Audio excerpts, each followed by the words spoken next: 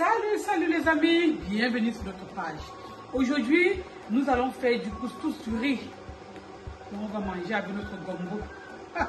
Le couscous du riz, hein, ça passe aussi partout. Elle peut se manger même avec la sauce tomate, avec la sauce d'arachide, sauce gombo. Restons connectés pour la suite. Directement, je vais mettre mon riz en pluie dans de l'eau bouillante. Ça, c'est la farine du riz. On les trouve dans les marchés africains. Bon, en Afrique, on les trouve partout. Hein. C'est comme tu peux toi-même faire ton couscous du riz, ta farine de riz. Tu laves ton riz, tu sèches et puis tu vas écraser. Recette très facile à faire.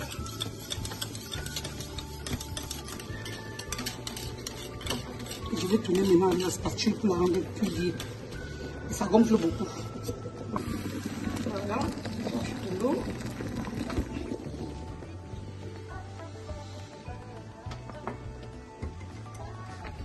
Voilà les amis, tout à l'heure nous avons sous-estimé notre farine de riz. Vous avez vu qu'on avait juste un verre de farine de riz et là ça remplit la marmite. Donc quand vous faites la farine de riz, le couscous du riz, il faut faire attention. Là je suis un peu coincée là parce que c'est tellement gonflé que je n'entends faire. Il fait que il faut oublier de changer de marmite. Un petit secret. Quand vous faites le couscous du riz, ajoutez toujours un peu de sel. Vous savez que le riz sans sel est fade. Même le couscous dans des riz sans sel, c'est aussi fade. Donc tout à l'heure, on va ajouter juste un peu de sel dans notre préparation. Voilà, j'ajoute juste un peu de sel dans mon riz. C'est très important. Le riz sans le sel est fade. Ajoutons juste un peu de sel et on va sentir la différence quand on a mis le sel dans ça. Vous voyez que notre couscous, il n'est pas très... Il est gonflé, mais il n'est pas très lié. À ça, nous allons ajouter tout à l'heure de l'amidon de riz. Les deux vont en pair. D'abord, la semoule de riz, la farine de riz ou bien la semoule de riz. Et après, l'amidon de riz. Voilà les amis. Avec cette marmite là, on va pas s'en sortir aujourd'hui. Ce que je vais faire, c'est que je vais carrément changer de marmite.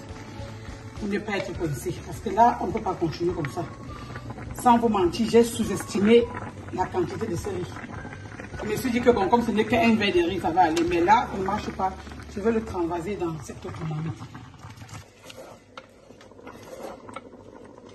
Chez maman, comme chef, il n'y a pas de secret. Quand ça rame, on est d'accord avec que ça rame. On racle tout ça comme ça. On met dans une marmite où on va tourner aisément. Vous voyez, ça ne dérange à rien. Maintenant, tournez aisément notre couscous. On le tourne aisément. On ajoute un peu d'eau parce qu'on a besoin de l'eau. Parce que puisqu'on va mettre l'amidon du riz, on ajoute de l'eau pour pouvoir le tourner aisément comme on le voit là. La couleur, ça me tue quoi. Comme ça, nous avons maintenant une pâte homogène, mais vous voyez qu'elle n'est pas liée. On a besoin de l'amidon pour rendre la pâte bien liée. Ici, nous avons notre amidon de riz. Nous allons l'ajouter là-dedans. Voilà. Détaillé, je vous le donne en description. Voilà.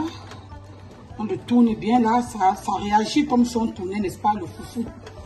Pourtant, tout ça, c'est du riz. C'est l'amidon du riz qui va rendre notre pâte vraiment bien lisse et beaucoup plus collante, quoi.